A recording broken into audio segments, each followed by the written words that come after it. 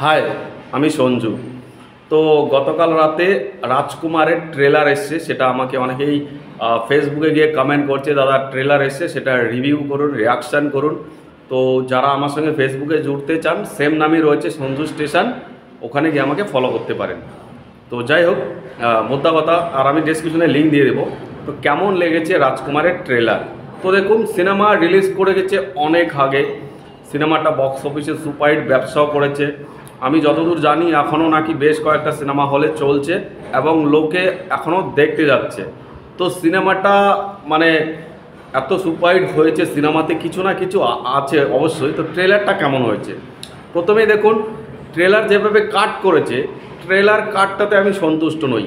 Seen by scene কাট করে দেওয়া হয়েছে। ট্রেলারের যে একটা মুহূর্ত, ট্রেলারের যে একটা ইমপ্রেশন, সেটা এই ট্রেলারে কোথাও দিচ্ছে না। ট্রেলার কাটটা একদমই জঘন্য হয়েছে।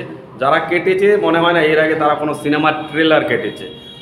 যাই হোক, পরবর্তী যেই ব্যাপারটা বলবো, একটা জিনিস কিন্তু নজর কেড়েছে, সেটা হলো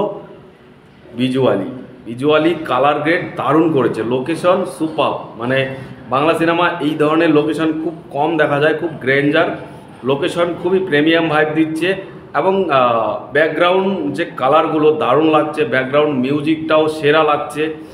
তারপর আমি যদি বলি শাকিব খানকে দুটো লোকেই দেখা যাচ্ছে। প্রথমে যেই লোকটা দেখা যাচ্ছে, সে আমেরিকায় যেতে চায়, যে কোনো কারণে সে আমেরিকায় যেতে চায়।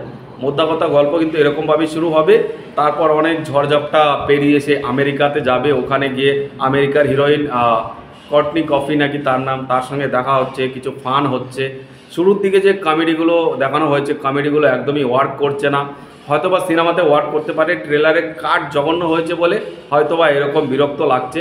আর শাকিব খানকে আমরা দেখছি যে আঞ্চলিক ভাষায় কথা বলছে, তো ওই জিনিসগুলো ফানি লাগছে, শুনতে ভালোই লাগছে। এবং শাকিব খানের এক্সপ্রেশন শেষের দিকে দারুণ ছিল। শেষে একজন চিল্লাচ্ছিল, মনে হয় এটা মাহিয়া মাহি রাজকুমার বলে, হয়তো ওনার মা এখানে।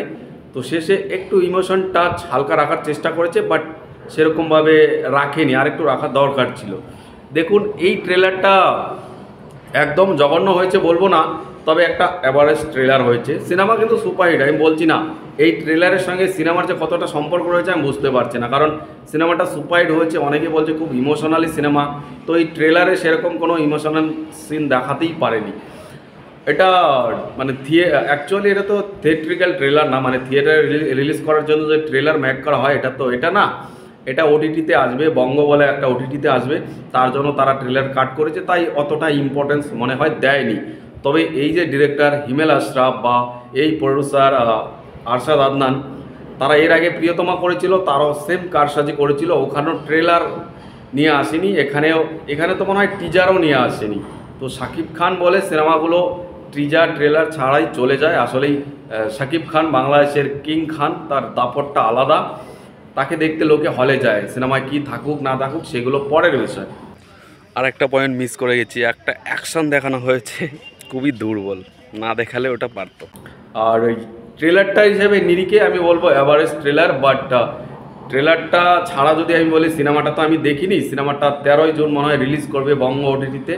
সেখানে দেখে তারপর ফুল সিনেমাটা রিভিউ আনতে পারবো যে কেমন লেগেছে। আদারওয়াইজ এটা ওকে টাইপ। আর কর্টনি কফের অভিনয় অতটা ভালো ফুটে উঠছে না ট্রেলারে যতটুকু দেখানো হচ্ছে। আমি যেটা ইমপ্রেস খেয়ে গেছি সেটা হলো লোকেশন দারুণ ছিল। আর একটা জিনিস, গান কিন্তু বরবাদ হয়েছে। আমি ওই গানটা যখন আসে বেশ ভালো লাগে, মানে ট্রেলারে একটু দেখানো হয়েছে। এই সিনেমার গানগুলো আমি একাই রাজকুমার বাদে প্রত্যেকটা গানই কিন্তু ভালো, কিন্তু সেই ধরনেরভাবে তারা প্রমোশন করে গানগুলো রিলিজ করেনি।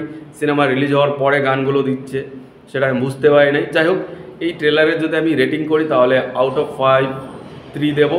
বাকি আপনাদের কেমন লেগেছে কমেন্টে জানাবেন, আর এই সিনেমাটা যারা দেখেছেন তারা কমেন্টে কিছু জানান। তো এইটুকু বলার ছিল। টাটা।